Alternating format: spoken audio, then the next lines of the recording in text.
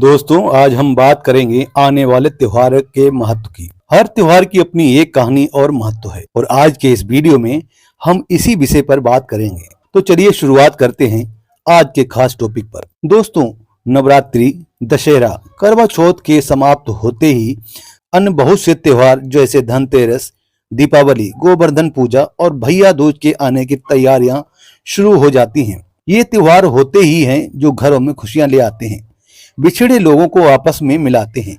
धनतेरस के पीछे की बहुत सी कथाएं व मान्यताएं हैं। मान्यताओं के अनुसार धनतेरस माँ लक्ष्मी से जुड़ा पर्व माना जाता है और इस दिन माता लक्ष्मी ने एक गरीब किसान को वरदान दिया था और हमेशा के लिए उस पर लक्ष्मी की कृपा बरसती रहने का वचन दिया था।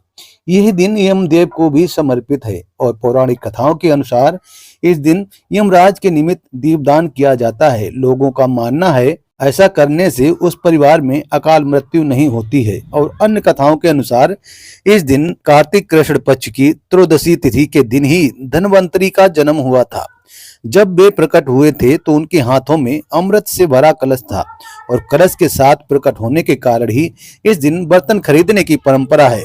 इस तरह धनतेरस का त्योहार मनाया जाता है। दर्शकों, दीपावली के त्योहार की जानकारी तो बच्चे बच्चे को है। भगवान श्री रामचंद्र जी जब 14 वर्ष के वनवास के बाद माता सीता और अपने भाई लक्ष्मण के साथ अयोध्या लौटे थे तो उनके आने की खुशी में अयोध्या के लोगों ने दीप जलाए थे और उस दिन की खुशी को याद बनाए रखने के लिए लोग प्रतिवर्ष उस दिन दीप जलाते हैं और खुशी मनाते हैं। दीपावली के अगले दिन ही आता है गोवर्धन पूजा का त्योहार। गोवर्धन पूजा त्योहार की शुरुआत द्वापर युग से ही हुई थी।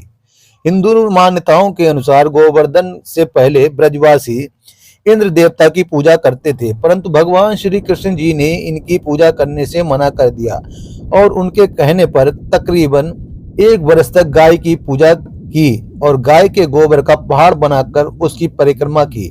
ये सब देखकर इंद्र देवता क्रोधित हो गए और ब्रज पर भारी वर्षा करने लगे, जिस पर भगवान श्री कृष्ण ने उस गोवर्धन पर्वत को अपनी एक अंगुली पर उठाकर पूरे ब्रज की रक्षा की और इस लीला को देखकर इंद्रदेव बहुत शर्मिंदा हुए और उनसे माफी मांगी। तब से प्रतिवर्ष कार्तिक मास की शुक्ल पक्ष की प्रतिपदा को गोवर्धन पूजा की जाने लगी और इस तरह गोवर्धन पूजा का त्योहार मनाया जाता है।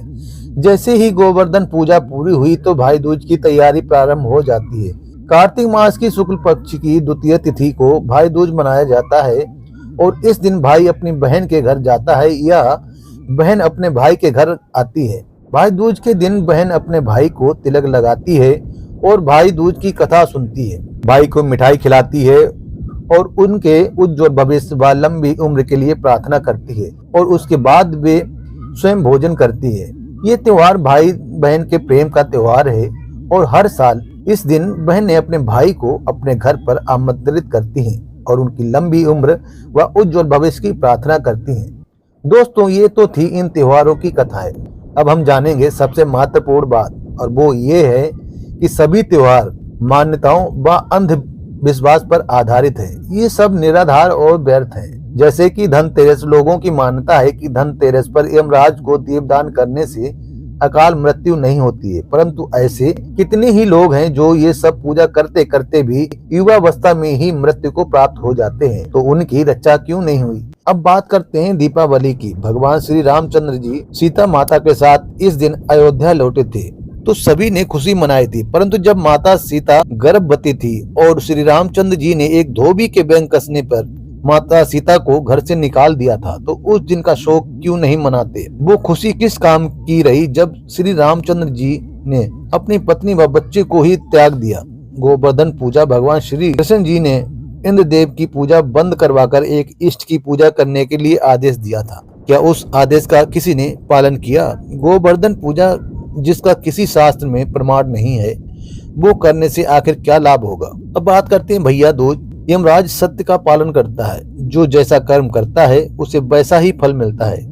यमराज के पास इतनी शक्ति नहीं है कि वो जीवों के पापों को नष्ट कर सके या पुण्य बढ़ा सके। इस लोक की चाहे कोई कितनी भी बड़ी शक्ति क्यों ना हो, कर्मों के लिखे लेख को नहीं मिटा सकती। सतलोक के पूर्ण शक्ति युक्त परम पिता परमेश्वर कबीर साहिब जी ही जीवों के पाप कर्म काट सकते हैं और अपने कोटे से उन्हें सर्व लाभ दे सकते हैं। जी हाँ दोस्तों, हाँ, पूर्ण परमात्मा कबीर साहिब जी ही सर्वशक्तिमान हैं, जो सब कुछ करने में सक्षम है। और वही परमात्मा अपनी प्यारी आत्माओं के कल्याण के लिए समय समय पर पृथ्वी पर स्वयं आते हैं या अपने किसी संत अर्थात परम भक्त को पृथ्वी पर सतगुरु रूप में भेजते हैं। और वो महान संत जगत गुरु तत्वदर्शी संत रामपाल जी महाराज जी हैं। संत रामपाल जी महाराज जी सभी धर्मों के शास्त्रों का ज्ञान रखते हैं और सभी संतों की बाणियों का अर्थ जानते हैं। वे स्वयं परमात्मा हैं, जो सतगुरु रूप में आकर लीला कर रहे हैं। अपनी पुण्य आत्माओं को लेने के लिए ही वे सतलोक से आते हैं। परमेश्वर कबीर साहिब जी आज से करीब 600 वर्ष पहले आए थे। तब उन्होंने कहा था,